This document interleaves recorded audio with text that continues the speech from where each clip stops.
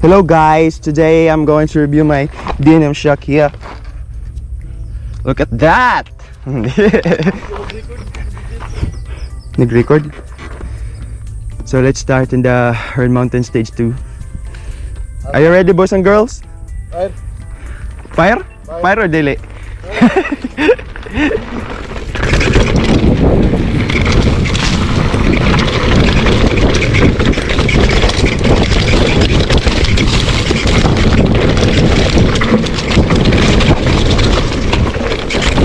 The inside line. Some pilgrim. Uy! Yay!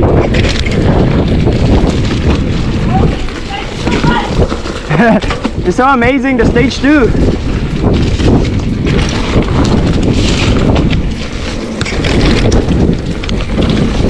Steep area. Focus here.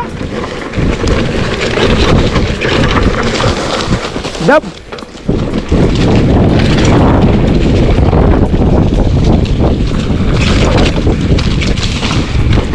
Up, slowly here.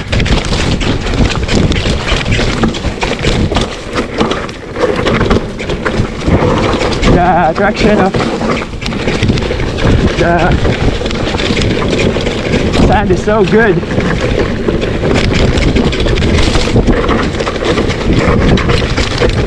Woo.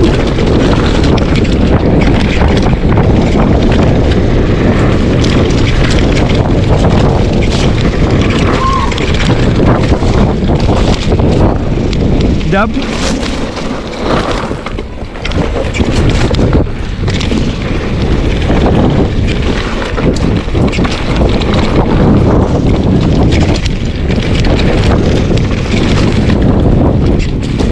Maintain the pace.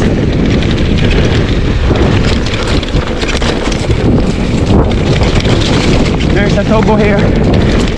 DNM shock is so nice.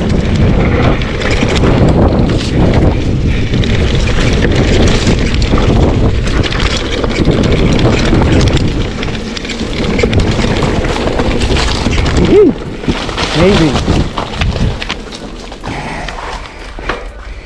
Yeah, boy. The shock performed well, mate. Are you okay, mate? Yeah, mate. You smoking the stage 2? Lami-lami ng plato. So the DNM shock was nice.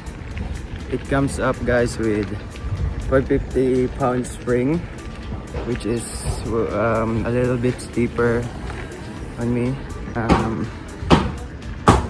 Yeah, basic rebound and compression adjustment. Let's see here.